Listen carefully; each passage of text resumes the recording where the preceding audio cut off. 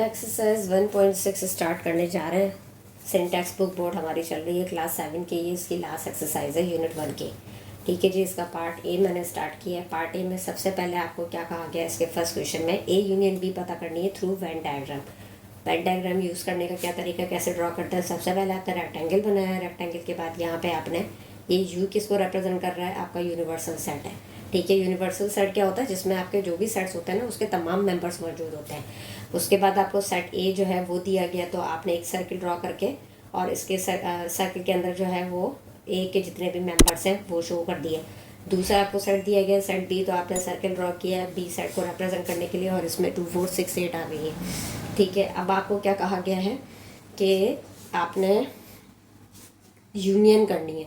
अब यूनियन आपने कैसे करनी है, आपने जो सेट ए के एलिमेंट्स हैं वो लिख दिए थे, सेट बी के एलिमेंट्स थे वो लिख दिए थे। अब यूनियन में क्या करना है, क्योंकि ये हैं हमारे डिसजॉइंट सेट्स, ठीक है ना। तो हमने क्या किया है कि वेन डायग्राम में जब डिसजॉइंट सेट्स की हमें यूनियन शो करनी होती है, तो हमारे पास जो भी सेट्स हैं डिसजॉइंट, तो हमने उसको शेड कर देना है। आप कोई भी कलर यूज़ कर लीजिए, मैं कलर नहीं करके बैठी हूँ। मैंने सिर्फ क्या किया है कि लाइन्स ड्रॉ कर दिए कलरिंग शो करने के लिए, शेडिंग शो करने के लिए कि हमारी ये यहाँ पे यूनियन हो गई है। ठीक है जी, आपके पास आप कलर्स यूज़ कर सकते हैं तो आप कलर यूज़ कीजिएगा। मैंने यहाँ पे सिर्फ शेडिंग शो कर दी है लाइन्स के थ्रू।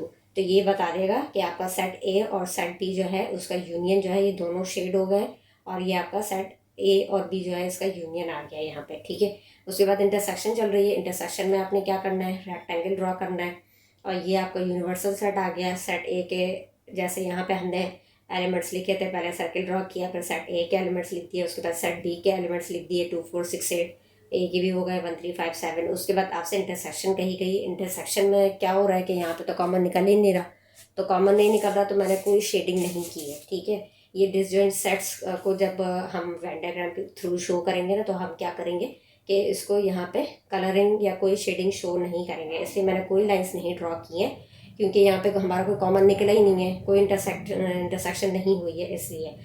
इसके बाद ए माइनस बी पता करनी है। रेक्टेंगल ड्रॉ किया है, यूनिवर्सल सेट यू यहाँ पे रिप्रेजेंट किया है। सेट ए आपने सर्किल ड्रॉ करके और फिर उसके एलिमेंट्स लिख दिए। सेट बी के एलिमेंट्स आपने लिख दिए, सर्किल ड्रॉ करके 2 4 6 8 आ गए। अब उसके बाद ए में से बी माइनस किया है। अब बताइए, ए के मेंबर्स हैं 1 3 5 7 और बी के हैं 2 4 6 8। तो जब ए में से कोई एलिमेंट माइनस ही नहीं हुआ तो लाजमी ए जो है उसी के तमाम एलिमेंट्स आप जब ए माइनस बी करेंगे तो आपके 1 3 5 7 ही आएगा आंसर। तो क्या करना है आपने कि जो आपका आंसर आया ना, तो आंसर क्या आया, आपने 1 3 5 7 आया, तो आपने ए सेट को ही जो है वो शेडिंग कर देनी है।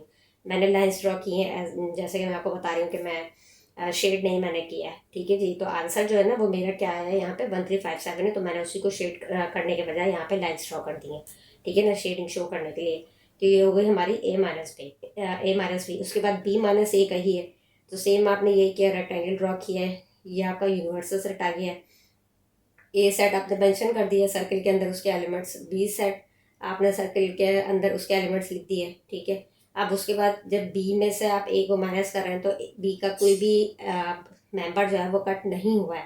ठीक है ना, तो बी को देखते हुए ए का कोई एलिमेंट यहाँ पे कैंसिल नहीं हो रहा है। बी के सारे जब एलिमेंट कैंसिल ही नहीं हुए हैं तो फिर मेरा क्या आंसर आएगा, जब बी से कैंसिल ही नहीं हुआ तो 2 4 6 8 आ रहा है, तो फिर 2 4 6 8 जो है वो मेरा आंसर है। और उस आंसर को रिप्रेजेंट करने के लिए आपने यहाँ पे शेडिंग दे देनी है। शेडिंग के बजाय मैंने यहाँ पे लाइन्स ड्रॉ कर दी है ताकि ये पता चल जाए कि हमारा बी माइनस ए जो है वो शेडेड पार्ट है, यानी कि ये करेक्ट पार्ट है जो लाइन्स मैंने ड्रॉ की।